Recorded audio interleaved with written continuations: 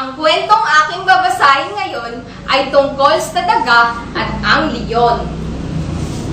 Sa gubat ay may nakatirang iting daga.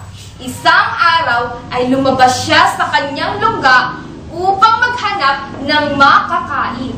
Habang gumagala siya, ay napansin niya ang isang bunton ng mga dayami at sinimulan niyang halukayin iyon. Bigla, nakarinig ang daga ng malakas na atungal. Tumilapon siya sa lupa. Pagtingin niya, ay nakita niya ang isang...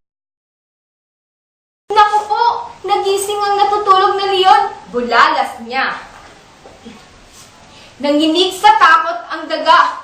Patawarin mo ko, Haring Leon, anang daga. Napagkamalan kong dayami ang iyong buhok. Huwag mo akong sasaktan. Pangako, makakaganti rin ako ng kabutihan sa iyo balang araw.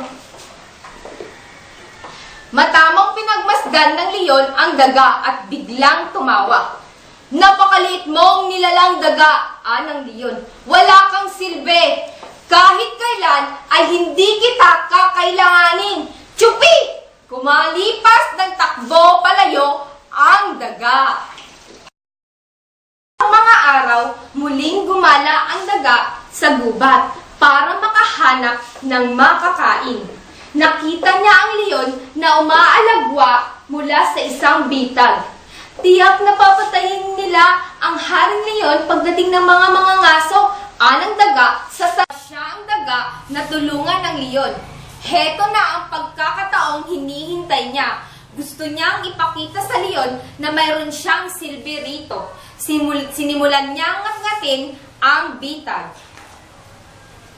Sa pagngangat-ngat ng daga ay tuluyan ng nawarat ang bitag. Sa wakas ay nakawala ang leon. Pagkatapos niyang mahimasmasan ay binalingan ng leon ang daga. Maraming salamat, daga, anang leon. Ngayong araw ay may mahalagang aral akong natutuhan mula sa iyo. Kahit maliit ka ay may silbi ka sa isang malaking katulad ko. Mula noon ay naging magkaibigan ang daga at ang leon.